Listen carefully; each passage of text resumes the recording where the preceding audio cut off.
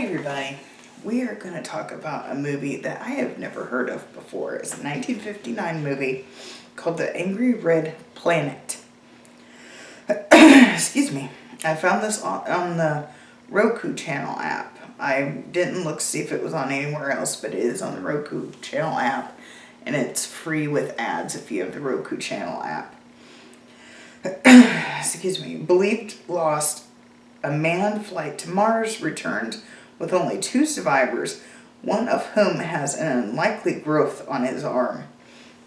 And for a late 50s movie, they at least had a woman go to space, because one of the scientists that they had go to Mars was a woman, and she actually goes and explores the planet and everything else. I thought that was kind of neat for that time period. And they actually have like this little kitchen, like kitchen cabinets, legit kitchen cabinets with canned food in it that they took that was on their space shuttle. I thought that was hilarious. There's nothing like holding it in, but I thought that was funny. There's also this gigantic computer. Think back if you've ever seen pictures of the computers from that time period. They have one kind of built into the wall. It's like gigantic, takes up like a whole wall panel. Now, I don't know, they might need that size for rockets and stuff in real life. I really don't know, but it definitely showed its time. And of course, on the rocket, while they're landing on Mars and everything, there's no gravity.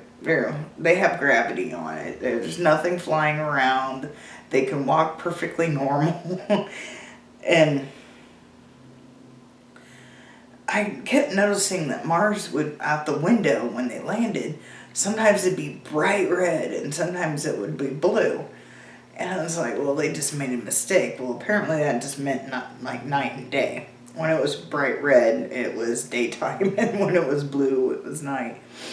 And the woman, when they go out on go walk on the Mars, she makes sure to take her pocketbook. She's got her purse, she's got a camera, and she's got her purse. I thought that was so funny. She made sure to take her purse out there. That, mind you, it stays, it doesn't fly around. It stays at her hip.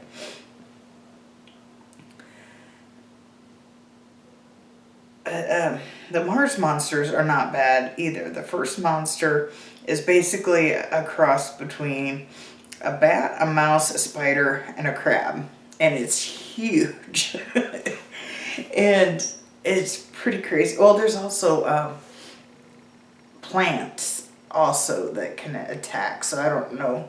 I didn't really classify them as monsters, but they are also plants on this planet, because there's a forest on Mars, just so you know.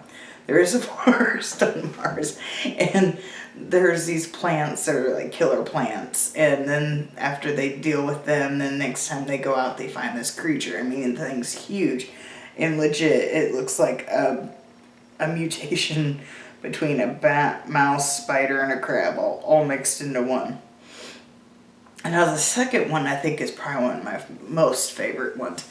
They get a raft, and they're going on a little rafting trip on this lake type thing on Mars. And there's a sea monster that is basically kind of like an octopus slash the Blob from the movie slash like fish like thing. Kind of had like a, oh, I hit my hair. Kind of had like a fin like thing, almost like a dorsal bumps. It wasn't just one, it was just several. And it had one eye. And it would spin. Like when it was coming to attack, it would literally spin around 360 degrees. Just, it'd be going and just spinning around. And then there's also a 3-eyed alien. Now, technically, this one does show itself first. It kind of, I guess, let's say, peers through the window, it's not actually the monster peering through the window, it's these janky effects. Then the woman sees it first and then she passes out, so you don't know at first if it's an actual illusion or not, but then you see it again later on, and it does look in the window a few times. And it kind of spies on them while they're dealing with these creatures. And then I want to say it was the technical octopus thing kind of touched the one guy's arm, and that's how he got the growth. I think it was from the sea monster, if I remember correctly. It's been a few days since I've watched this. I enjoyed this movie very much for it being the time period, and the creatures were actually pretty well done, I thought, for, like I said, for the time period. I didn't care too much of the overtone of red. I mean, they made it just like, it's just so red. It's just like almost like neon. You could hardly see anything that's going on. I mean, it's red. And I didn't really care much of that. They could have toned it down a little bit. But other than that, I really enjoyed this movie. For being a 60s flick, it really isn't that bad. I gave it a 6 out of 10. IMDb gives it a 5.3 out of 10. But yeah, definitely check it out if you have the Roku app. It's called The Angry Red Planet. It says 1959, so I expect it to be dated. But other than that, it's quite enjoyable. But yeah, go check it out. Make sure to like, subscribe, do all that fun stuff, and have fun watching. Bye.